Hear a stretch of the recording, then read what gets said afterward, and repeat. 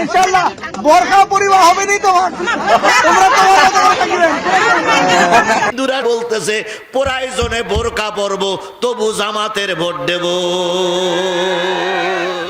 আজকে দেখলাম এক জায়গায় এক হিন্দুরা বলতেছে আমরাও কোরআনের পক্ষে ভোট দেব, যদি বোরকাও পড়তে হয় তাও পড়বো, তবু কোরআনের পক্ষে ভোট দেবো। চাচা কি করে জানি না আমি, তার চাষি যদি বেশি থাকে চাচার শুধু বলবে যে দাড়িপাল্লায় ভোট দেবেন, যদি না দাও তা আমি বলে তোমার ভাত রান্না করতে পারবো না। ঠিক না? হ্যাঁ চাচা বলছো ঠিক। চাচা ঠিক আছে না? ওরে এইরাম চাচা দুটোটা থাকলে আর লাগবে না আমার। আমার বাপ নেই, উনি আমার বাপ। আমার বাবা মারা গেছে, আমি নিজে হাতে কবরে রেখে আসি। আজকে আমি ওনার বাপ বলে গেলাম, আল্লাহ যেন বাপের দ্বারা এই সমাজে যেন কোরআন প্রতিষ্ঠা করে দেয়। মানুষ এখন পরিবর্তন হয়ে গেছে, সুবহানাল্লাহ। গোটা বাংলাদেশ ঘুরে ঘুরে যা দেখেছি, এখান থেকে 10 বছর আগের বাংলাদেশ আর 10 বছর পরের বাংলাদেশ এক নয়। গোটা দেশে একটাই আওয়াজ, আগামীতে কোরআন জাতীয় সংসদে পাঠাবই ইনশাআল্লাহ। এই এটা আমার দাদা মনে হয়। হ্যাঁ দাদা ঠিক হয়। মুসলমানদের দেশে দাদারা আমাদের জন্য আমানত, কথা বলেন ঠিক না বে ঠিক? আর সবচেয়ে বেশি নিরাপদ থাকবে যদি আল্লাহ পাক কোনদিন যদি এই দেশে কোরআনের আইন বাস্তবে রূপ দেয়, সেদিন অন্যরা যত খুশি থাকবে তার চাইতে বেশি দাদারা শান্তিতে থাকবে। আজকে দেখলাম এক জায়গায় এক হিন্দুরা বলতেছে আমরাও কোরআনের পক্ষে ভোট দেব, যদি বোরকাও পড়তে হয় তাও পড়বো, তবু কোরআনের পক্ষে ভোট দেবো। কোন জায়গা যেন দেখলাম, সেটা পরের কথা, আমি ওইদিকে যাচ্ছি না। আমি শুধু এতটুকু বলি, কোরআন কি শুধু মুসলমানের জন্য? কোরআন সকলের জন্য, বিএনপির ভাইদের জন্য কোরআন, জামাতের ভাইদের জন্য কোরআন, হেফাজতের ভাইদের জন্য কোরআন, ইসলামী শাসনতন্ত্রের জন্য কোরআন, হিন্দু ভাইদের জন্য কোরআন। কথা বলেন, কথা বলেন, কথা বলেন। এ সমাজের নারীরা বেশি ইসলাম প্রিয়, কথা বলেন ঠিক না বে ঠিক? যেখানেই যাচ্ছি সেখানেই নারীরা বেশি হয়, তার মানে নারীরা এবার টার্গেট দিয়েছে তার সতীত্ব বজায় রাখার জন্য, তাকে হত্যা করার জন্য, তার হক আদায় করার জন্য। এবার ইসলাম ছাড়া বিকল্প কোন সরকার হলে চলবে না।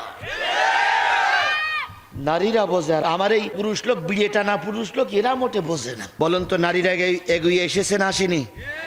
এ কথা বলেন, এগিয়ে এসেছে না আসেনি? চাচা কি করে জানি না আমি, তার চাষি যদি বেশি থাকে চাচার শুধু বলবে যে দাড়িপাল্লায় ভোট দেবেন, যদি না দাও তা আমি বলে তোমার ভাত রান্না করতে পারবো না। ঠিক না? হ্যাঁ চাচা বলছো ঠিক। চাচা ঠিক আছে না? ওরে এইরাম চাচা দুটোটা থাকলে আর লাগবে না আমার। আমার বাপ নেই, উনি আমার বাপ। আমার বাবা মারা গেছে, আমি নিজে হাতে কবরে রেখে আসি। আজকে আমি ওনার বাপ বলে গেলাম, আল্লাহ যেন বাপের দ্বারা এই সমাজে যেন কোরআন প্রতিষ্ঠা করে দেয়।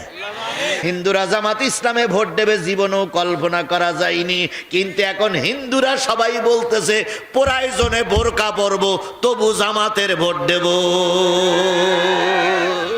এরকম হিন্দু ভাই এর ভিতরেও আছে, চুপ করে মুখ টুক ঢেকে বসে রয়েছে, যেন বিএনপিও দেখতে না পায়, জামাত দেখতে না পায়। ওইরকম গোপনে যে এসে দুইজনের বলবে ঠিক আছে, কোনটা যে ঠিক ওই জানে আর ওর ভগবান জানে। মানুষ এখন পরিবর্তন হয়ে গেছে, সুবহানাল্লাহ। গোটা বাংলাদেশ ঘুরে ঘুরে যা দেখেছি, এখান থেকে 10 বছর আগের বাংলাদেশ আর 10 বছর পরের বাংলাদেশ এক নয়। গোটা দেশে একটাই আওয়াজ, আগামীতে কোরআন জাতীয় সংসদে পাঠাবই ইনশাআল্লাহ। আপনারা কি ওই সঙ্গে একমত? আপনারা কি জাতীয় সংসদে আল্লাহর কোরআন পাঠাতে চান? তাহলে বসে থাকার সময় নেই, ময়দানে কাজ করতে হবে। কথা বলেন ঠিক না বে ঠিক?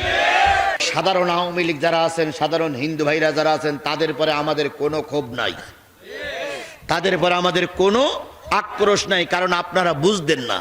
অমুসলিম ভাইরা জোর করে তাদেরকে সাপোর্ট দেওয়া হয়েছিল, অমুসলিম ভাইদের পরে আমাদের কোনো অভিযোগ নেই। সাধারণ যারা আওয়ামী লীগের কর্মী ছিল তারা পালাই যায়নি, তাদের পরে আমাদের কোনো অভিযোগ নেই।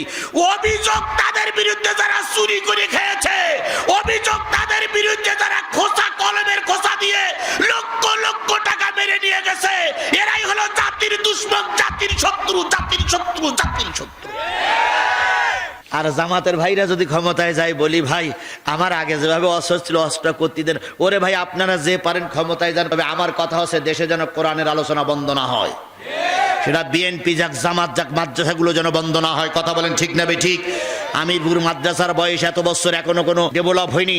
যদি একটা ইসলামপন্থী সরকার যায় অথবা বিএনপিরা যায়, আমিরপুর মাদ্রাসার দিকে তারা খেয়াল করবে, এটাই হলো আমাদের দাবি। তোমাদের দলের থেকে যদি কেউ চলে যায়, তোমাদের দলের থেকে কেউ যদি মারা যায়, তোমাদের দলের থেকে কেউ যদি বেরিয়ে যায়, অথবা তোমাদের দল করতে আজকে যদি তোমাদের দল না করে, দুঃখ নিও না, কষ্ট নিও না, মন খারাপ করে বসে থেকো না। যে চলে যাচ্ছে তার চাইতে ভালো লোক ওই জায়গায় আমি আল্লাহ ফিট করে দেব। আল্লামা সাঈদী যখন মারা গেল, আওয়ামী লীগ বলেছিল হুজুরদের দলে আর লোক নেই, কথা বলিনি? নেজামি সাহেবকে যখন ফাঁসি দেওয়া হলো আর আনন্দ করেছিল আর বলেছিল হুজুরদের দলে আর লোক নাই। খালেদা জিয়াকে যখন নিজের বাড়ির থেকে এক কাপড়ে বের করে দিল, তখন শেখ হাসিনা বগল দাউড়াইছে আর বলেছিল প্রতিশোধ নিলাম। ও শেখ হাসিনা শোনো, আল্লাহ সব জিনিস সহ্য করে, অহংকার সহ্য করে না। অথচ মা হয় সেই লোক যে তার সন্তানকে বিপদে ফেলাই রেখে কখনো পালায় না। তার জ্বলন্ত প্রমাণ হলো খালেদা জিয়া। খালেদা জিয়ার ছেলে তারেক জিয়া কত বছর বাইরে ছিল? 17 বছর। শেখ হাসিনা অনেকবার বলেছিলেন খালেদাকে, খালেদা আপনি চলে যান বিদেশে চিকিৎসা নেওয়ার জন্য, আর আশা লাগবে না। খালেদা জিয়া আপসীন নেত্রী, স্পষ্ট করে বলেছিল এ দেশ আমার, আমার নতুন কোনো মামুর বাড়ি নাই, সুতরাং মরলি এই দেশে মরবো, বাঁচলি এই দেশে মরবো, কারোর চোখ রাঙানির ভয়ে আমি পালিয়ে যাব না, কারণ দেশের মানুষ আমার সন্তান। তাহলে খালেদা জিয়া পালালো না, আর তুমি এত বড় ভালো লোক ছিল, আমরা পালাই না। খালেদা জিয়ার জানা যায় কত লক্ষ লোক হলো? 20 লক্ষের মতন লোক হয়েছে, কম বেশি হতে পারে। আর শেখ হাসিনা কলকাতায় বসে আছে, ইন্ডিয়ায় বসে আছে।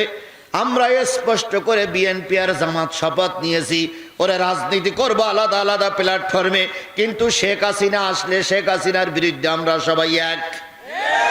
এই ডাকে যারা সাড়া দেবে না তারা বাংলার মুনাফিক, এই ডাকে যারা সাড়া দেবে না তারা বাংলাদেশের গাদ্দারের বাচ্চা গাদ্দার।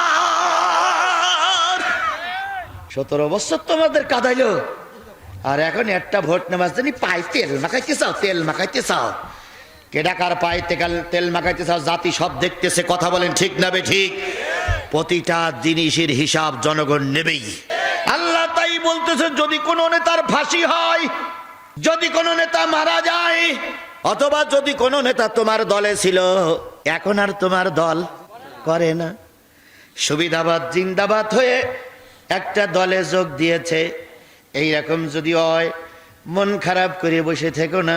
আমি আল্লাহ বলতেছি যে গেছে তারে যেতে দাও, ওই শূন্য জায়গা আমি আর একটা গ্রুপ দিয়ে পূর্ণ করে ফেলবো। এটা হয়েছে না হয়নি? আপনাদের বেলায় হয়েছে কিনা জানি না, তবে হুজুরদের বেলায় 100 হয়ে গেছে। এখন দেখা যায় ওই দলের 200 লোক, এই দলের 300 লোক ফুলের মালা দিয়ে, ফুলের তোড়া দিয়ে এই ইসলামের দলে যোগ দিচ্ছে। তার মানে এখন ওনারাও বুঝেছে ইসলাম ক্ষমতায় যাবার দ্বার প্রান্তে। আগে ঢাকা বিশ্ববিদ্যালয় দেখেছি, চট্টগ্রাম বিশ্ববিদ্যালয় দেখেছি, জাহাঙ্গীরনগর বিশ্ববিদ্যালয় দেখেছি, রাজশাহী বিশ্ববিদ্যালয় দেখেছি, কোরআনের পতাকা উড়িয়েছে। আর কত